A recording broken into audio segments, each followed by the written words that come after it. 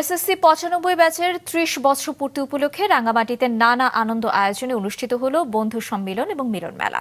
দিনব্যাপী উৎসবে অংশ নেন সারা দেশের এসএসসি ৯৫ ব্যাচের ৪ শতাধিক বন্ধু। নৌকা ভ্রমণ, পাহাড় ও ঝর্ণা দর্শন, নাচ গান, স্মৃতিচারণ, আনন্দ আড্ডায় মুখর ছিল পুরো আয়োজন। চারপাশে থই থই পানির মাঝে সবুজে ঘেরা এক টুকরো দ্বীপে এই আয়োজন এক অন্যরকম মুগ্ধতা এনে দিয়েছিল বন্ধুদের মাঝে। এটা বরাবর মতোই রাঙ্গামাটির 95 ব্যাচের বন্ধুরা এ পর্যন্ত বহু প্রোগ্রাম করেছে এবং বহু বন্ধুরা এখানে মিলিত হয়েছে, বহু বন্ধুরা এখানে এসে মজা করেছে। আমি নেত্রকোনা থেকে আসছি।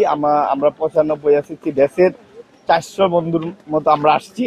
আমরা এই অসাধারণ প্রকৃতিকে ভালোবাসি, আমরা মানুষকে ভালোবাসি, সর্বোপরি দেশকে ভালোবাসি। আমার অনুভূতিটা আসলে অনেক ভাষায় প্রকাশ করা যাবে না, কারণ লেকের চারধারে যে এই যে সবুজ, এটা মানুষকে টানে বিদায় সবাই এখানে আসে দেশ দূরান্ত থেকে।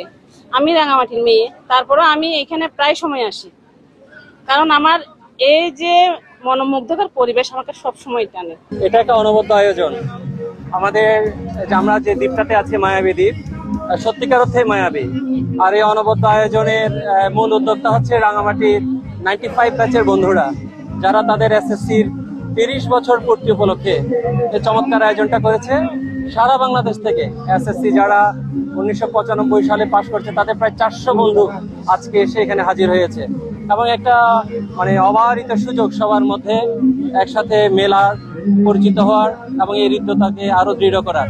আমি ওদের এই চমৎকার আয়োজনকে অভিনন্দিত করি, ওদের ধন্যবাদ জানাই। 95 এসএসসি দেওয়ার পরে দীর্ঘ 30 বছর পর আজকে 2025 সালে মায়াবী দ্বীপের মতো সুন্দর একটা মায়াবী এলাকায় আমরা বাংলাদেশের সকল 95-97 বন্ধুরা একত্রিত হয়েছি। এটা এক অন্যরকম এক আনন্দের মুহূর্ত।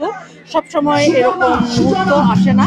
তো সারা বাংলাদেশের বন্ধুরা যে আজকে রাঙ্গামাটিতে এসেছে, এই অনুষ্ঠানটা পালন করছে, আমরা খুবই আনন্দের সাথে করছি, খুবই ভালো লাগছে এবং বাংলাদেশের সকল বন্ধুদেরকে অসংখ্য ধন্যবাদ এবং কৃতজ্ঞতা যে তারা রাঙ্গামাটিতে এসে রাঙ্গামাটি বন্ধুদের সাথে আজকের এই মিলন মেলায় অংশ নিয়েছে।